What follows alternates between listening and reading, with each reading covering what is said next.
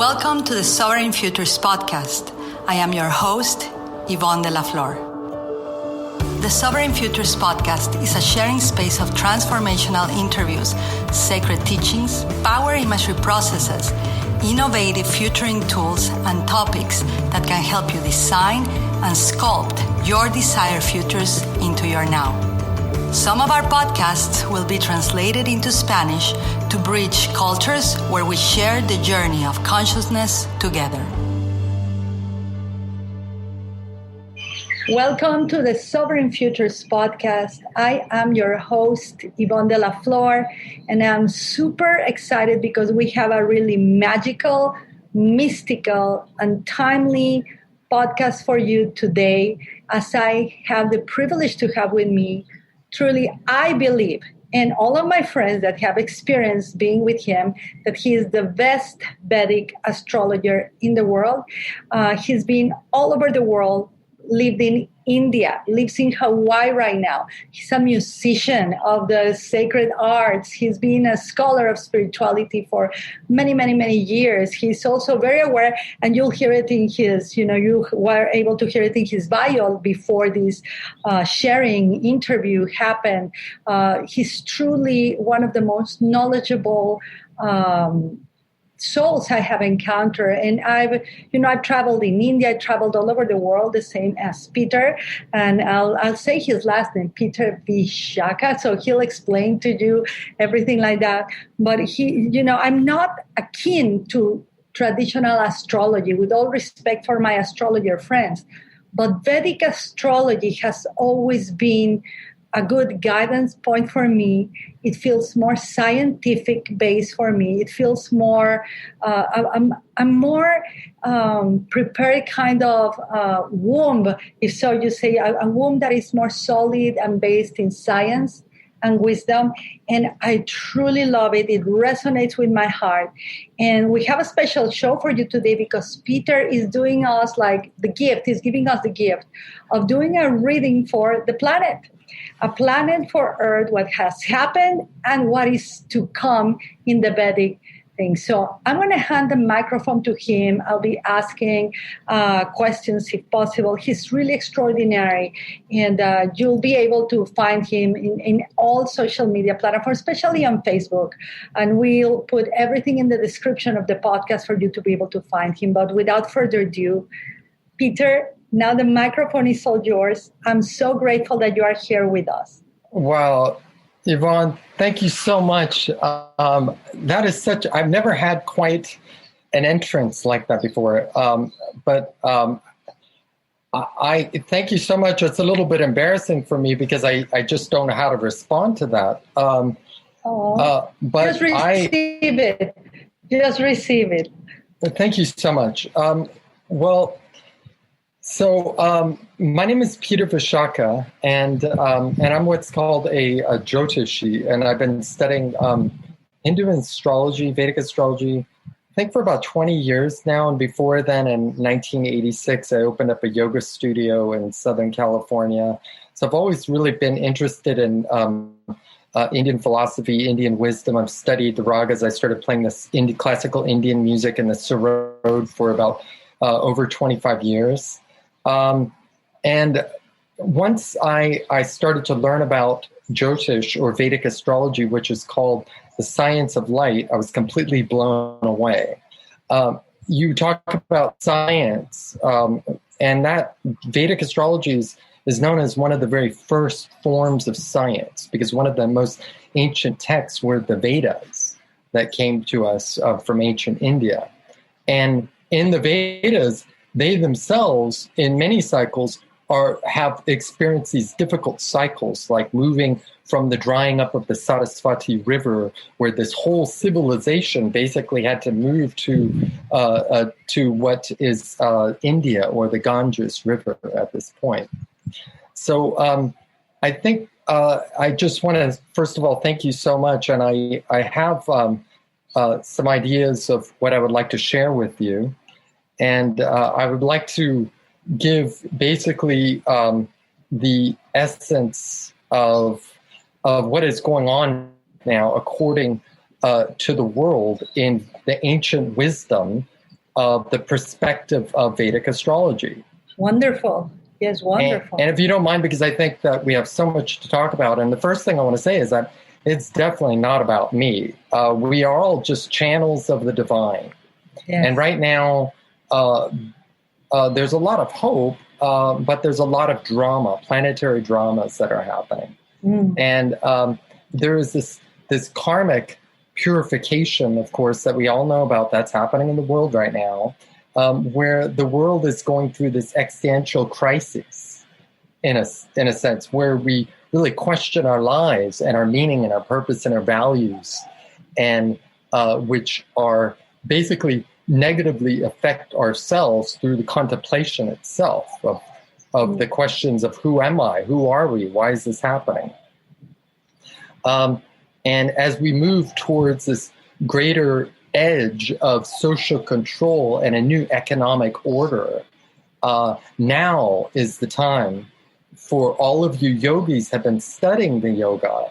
Why have we been studying this? Do you think that we've been studying to have a better body and to make friends? No, because this is leading us to the path of where we are right now during this time period. And now is the time to follow this dharmic path in our life. So looking at the sky chart or getting astrology reading is very helpful because it'll help to us understand our dharmic path and the wisdom of our own higher knowledge that we have within ourselves. Wow. I'm so quiet, which is a rare thing. Well, besides that, I've been doing a silence training, but I have so many notes. If you ever see this video, everyone, I'm already having a lot of notes. So just keep going, Peter, because I think you have the flow. Yeah, because I think that it's a story, and I really think that what I have to share today, just as the Vedas did, is that in the Vedic astrology, there is this understanding of what are called the time cycles that we're in.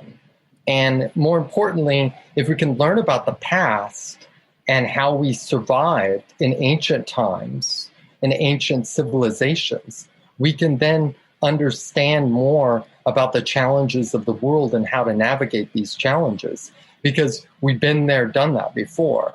And I think that it's important for all of us to understand the concept of time, basically, in a lot of ways. And I'll get to it to make it really simple, because I don't know who a lot of the readers out there, whether they have a knowledge of astrology or whether they're just beginning their spiritual indoctrinations or what is happening with their lives. But essentially, we are going through these cycles in the whole solar system is moving around another solar system, such as like the atoms that circular around the electrons move around, or the protons and the neutrons. And we have the planets that move around the sun. And we have our whole solar system that moves around another cycle. So there are like these cycles within cycles. And the cycle that moves around the solar system, that moves through the signs, creates the ages of humanity, basically. And it's very important to know right now. And you may have heard people coining the phrase the Kali Yuga. Yes. And yes. There's a great debate right now, and there always has been since for thousands of years. Are we out of the Kali Yuga, or where are we in this cycle? And it was actually the astrologers who recatalogued this knowledge and this wisdom that came from us, from Parashara and Vyasa, who recatalogued the last 6,000, 7,000 years ago, all of this ancient knowledge and information, basically. Wow. That shows us basically why to become a yogi for these times that we are in today. And I'm actually going to explain the main astrological transits to help us understand what this means. So if you're watching this and it seems fascinating, you want to know more, take out a notepad and write these down. I'm doing it. Yeah. So right now, we could really predict everything that was going to happen. As a matter of fact, I knew that the world would never be the same. And I wasn't sure because sometimes it can go both ways, you know. But the first thing I want to speak about is these cycles of time that I'm speaking about are very important to understand because this gives us hope for humanity.